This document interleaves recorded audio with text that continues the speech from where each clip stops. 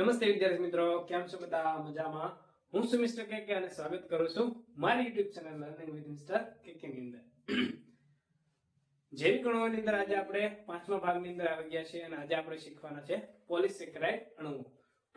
Polysaccharide અણુઓ છે શું, તમને એની વિશે આપણે ડીપમાં સમજીએ. ચાલો, પોલિસેકેરાઇડ અણુ કઈ રીતે બને? તો કે ભાઈ મોનોસેકેરાઇડ અણુના જે ઘટકો હોય એકબીજા સાથે જોડાય એવી રીતે અસંખ્ય લાંબી શૃંખલામાં જોડાય.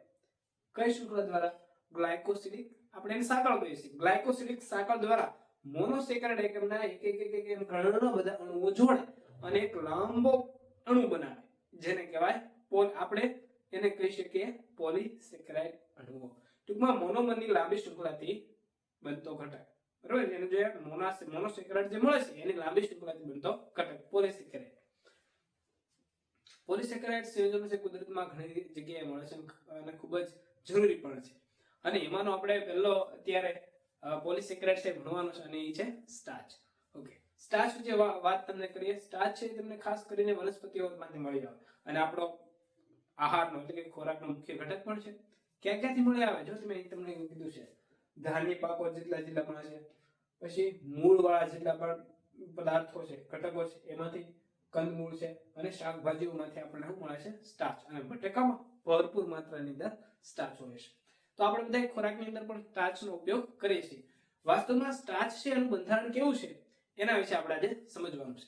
સ્ટાર્ચ છે એ સ્ટાર્ચ મોટા ભાગે એની અંદર આવેલા ઘટકો બે પ્રકારના હોય. સ્ટાર્ચ છે એ મોટા ભાગે ગ્લુકોઝનો લાંબી શૃંખલાવાળો પોલિમર છે. એની અંદર જેટલા બધા તમે સ્ટાર્ચનું જળ વિભાજન કરશો તો મોટા ભાગે તમને કયો ગ્લુકોઝ મળશે? આલ્ફા ગ્લુકોઝ જ મળશે. યાદ કરો ગ્લુકોઝની બનાવટ. તમે સ્ટાર્ચમાંથી ગ્લુકોઝની બનાવટ કરેલી છે પ્રયોગ આપણે ઉદ્યોગોમાં છે ને, ઔદ્યોગિક રીતે આપણે બનાવટ કરી હતી. ટૂંકમાં કહેવાનું એમ છે કે સ્ટાર્ચ છે એ શેમાંથી મળી શકે છે? શેમાંથી મળી શકે? મોટા ભાગના શાકભાજીઓમાંથી, ધાન્ય જે પદાર્થો છે એમાંથી મળી શકે. અને સ્ટાર્ચ છે એનો મુખ્ય ઘટક આલ્ફા ગ્લુકોઝ છે. હવે સ્ટાર્ચની અંદર બે ભાગ આવેલા હોય છે. એક છે એમાઇલોઝ અને બીજું છે એમાઇલોઝ પેક્ટિન. યાદ રાખજો, સ્ટાર્ચ વિશે તમને ટૂંકમાં છે પૂછી શકે છે, અથવા તો એની અંદર આવતા જે ઘટકો છે એમાઇલોઝ અને એમાઇલોઝ પેક્ટિન નો તફાવત પણ તમને પૂછી શકે છે. ઓકે, સ્ટાર્ચ છે એની અંદર એમાઇલોઝ છે એની વિશે વાત કરીએ તો એમાઇલોઝ છે પાણીમાં દ્રાવ્ય છે. 15 થી 20% જેટલા ઘટક છે એ સ્ટાર્ચની અંદર એમાઇલોઝ હોય. કેટલા ટકા? 15 થી 20%. અને 200 થી લઈને 1000 અણુઓ છે આલ્ફા ગ્લુકોઝના અણુઓ એક સાથે જોડાઈને લાંબી શૃંખલામાં એની અંદર જોડાયેલા હોય. બરોબર છે? અને એની અંદર ગ્લાયકોસિડિક સાંકળ. જો યાદ કરો એમાઇલોઝ ની વાત કરું ને, એમાઇલોઝ કોનો ઘટક છે? સ્ટાર્ચનો. સ્ટાર્ચના બે ઘટક છે, એમાઇલોઝ અને એમાઇલોઝ પેક્ટિન. હવે એમાઇલોઝમાં જે એની અંદર જે સાંકળ છે C1 થી લઈને C4, એક ગ્લુકોઝના C1 સાથે અને બીજા ગ્લુકોઝના C4 સાથે જોડાઈને સાંકળ બનાવે છે. જોઈએ, જો મેં તમને લખી દીધું છે, બે ઘટકો ધરાવે એમાઇલોઝ અને એમાઇલોઝ પેક્ટિન. એમાઇલોઝ છે શું? પાણીમાં દ્રાવ્ય, 15 થી 20% ભાગ હોય, 200 થી 1000 આલ્ફા ગ્લુકોઝની લાંબી શૃંખલા ધરાવે છે, C1 થી C4 સાંકળ વડે જોડાયેલ. હવે કઈ રીતે જોડાય તેની ધ્યાન આપો. અહીંયા એક ગ્લુકોઝ નું અણુ છે, આ બીજો ગ્લુકોઝ નું અણુ છે. બરોબર? અહીંથી નંબર આપો તો 1 2 3 અને 4. અહીંથી નંબર આપો 1 2 3 અને 4.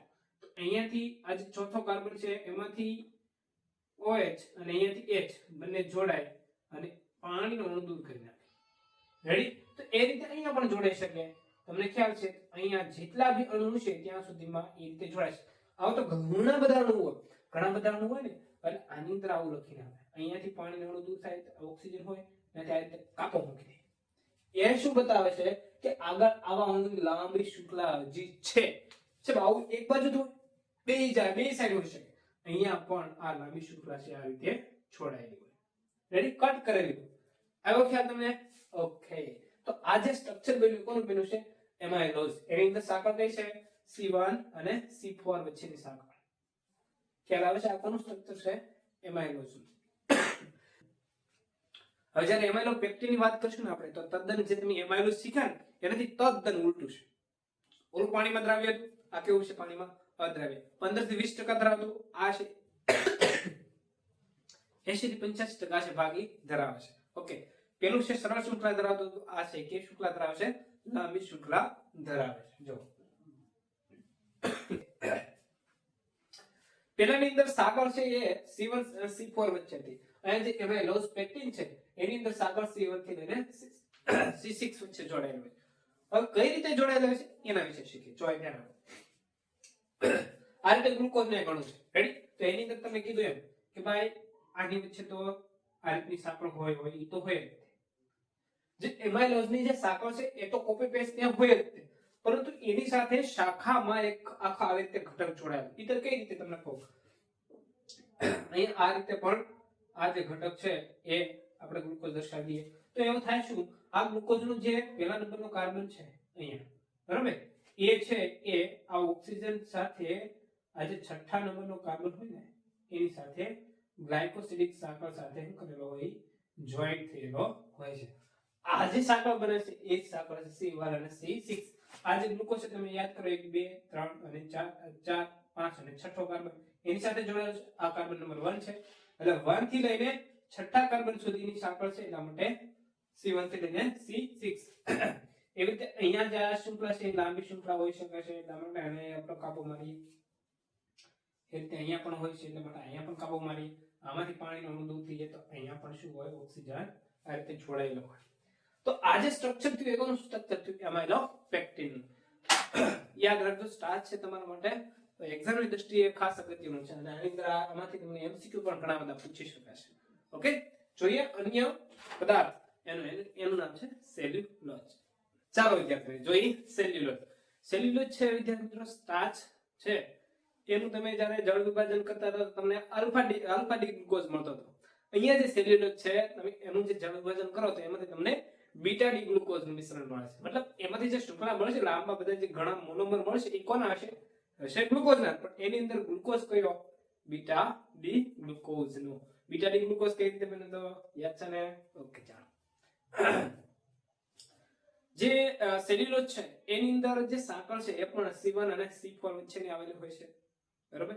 અને મુખ્યત્વે ક્યાં, મુખ્યત્વે વનસ્પતિઓમાં જોવા મળે છે. વનસ્પતિઓ તમને એ ખ્યાલ છે કે વનસ્પતિઓની જે દિવાલ છે એ શેની બનેલી હોય, સેલ્યુલોઝ ની બનેલી હોય છે, એટલે વનસ્પતિમાં મુખ્યત્વે જોવા મળે છે. હવે કેવી રીતે એનું બંધારણ છે એને શીખીએ. ચાલો અહીંયા મેં તમને બીટા ગ્લુકોઝના સ્ટ્રક્ચર તમને દોરી આપ્યા છે. જો અહીંયા બીટા છે એ જાણવા માટેની રીત શું, તો કે પહેલો જે કાર્બન ઉપર OH છે કે ઉપરની સાઈડ હોય તો એ બીટા હોય, અને જો આ જ OH અહીંયા નીચે હોય તો કેવો હોય, આલ્ફા હોય. રેડી? તો આની આવી લાંબી શૃંખલા હોય. એમાં થતું શું હોય, આ જે કાર્બન નંબર અહીંથી ગણો તો 1 2 3 અને 4, અહીંથી 1 2 3 અને 4, તો આ પહેલા અને ચોથા વચ્ચે અહીંયાથી OH અને અહીંયાથી એક H એ રીતે દૂર થાય એક પ્રકારે શું બનાવે છે, સાંકળ બનાવે છે. આ જે સાંકળ કહેવાય ગ્લાયકોસિડિક સાંકળ. ક્યાં બને છે, C1 અને C4 વચ્ચે સાંકળ હોય છે એ આ પ્રકાર. એ રીતે આ પણ આ રીતે પણ હોય તો અહીંયા શું થશે, O, અહીંયા શું આવશે, H. રેડી? અહીંથી પાણી નું દૂર થઈ જાય છે તો અહીંયા આવી રીતે થઈ શકે. હા, અહીંયા પણ આ રીતની બંધ છે આગળ ત્રુટક હોય, અને અહીંયા શું હોય, આ રીતે અહીંયા બંધ છે ઉપર ત્રુટક હોય. રેડી? આ જે સ્ટ્રક્ચર બન્યું કોનું સ્ટ્રક્ચર છે, સેલ્યુલોઝ નું સ્ટ્રક્ચર છે. હવે વિદ્યાર્થી મિત્રો ઘણા એમ કહેશે આમાં તો સ્ટ્રક્ચર અલગ આપ્યું છે, આ તમને ઈઝી રીતે દોરી શકાય એટલા માટે તમને મેં આ રીતે શીખવાડ્યું છે. બાકી આ સ્ટ્રક્ચર તમે સીધું ઉપર આવી રીતે અને આમ કરી નાખો તો તમારા ટેક્સ્ટ બુકમાં આપેલું છે એ જ બંધારણ થઈ જાય. આ રીતે દોરો, કોઈ ખોટું પડશે નહીં. આ રીતે તમને ઈઝી પડશે. રેડી?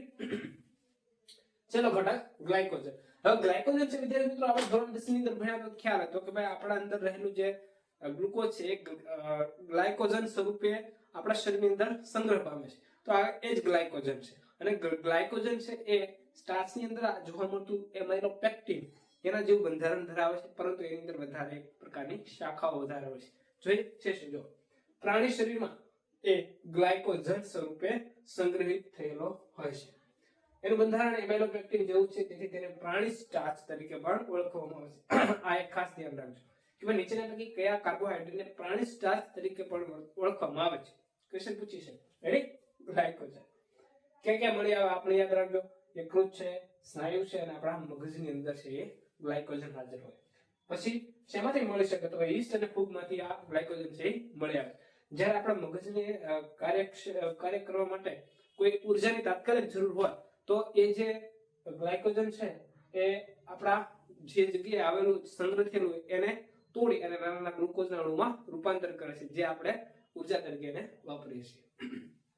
અને છેલ્લે એનું કાર્બોહાઈડ્રેટનું મહત્વ. વિદ્યાર્થી મિત્રો, કાર્બોહાઈડ્રેટનું મહત્વ છે ખૂબ જ અગત્યનું છે અને ખૂબ જરૂરી છે. આપણે ઘણા સમયની અંદર પેલા તાત્કાલિક ઉર્જા તમારે મેળવવી હોય તો એમાં વેદો છે એ મધનો ઉપયોગ કરતા હતા. આપણે આ સેલ્યુલોઝની જ વાત કરીએ. સેલ્યુલોઝ છે એનો ઉપયોગ કેટલા બધા છે. આપણે એમાંથી કાપડ બનાવી શકીએ છીએ, કાગળ ઉદ્યોગમાં એનો ઉપયોગ થાય છે, પછી વેનિશ બનાવવા માટે કાચા માદક પીણાની અંદર કાચા માલ તરીકે એનો ઉપયોગ થાય છે, બરાબર. પછી એક પ્રકારના જે ન્યુક્લિક એસિડની અંદર છે બે પ્રકારના પેન્ટોઝ શર્કરા આવેલું હોય છે. એ શર્કરાની અંદર બનાવટની અંદર પણ આ કાર્બોહાઈડ્રેટ છે એ ઉપયોગી છે. ટૂંકમાં કાર્બોહાઈડ્રેટના ઉપયોગો છે એ ઘણા બધા છે અને આપણે તો એક અને મોટા ભાગના કાર્બોહાઈડ્રેટ આપણા ઘરે પણ જોવા મળે છે. તમે આ અગાઉ શીખ્યા પણ છો. ઓકે, તો આ કાર્બોહાઈડ્રેટનું છેલ્લે મહત્વ હતું.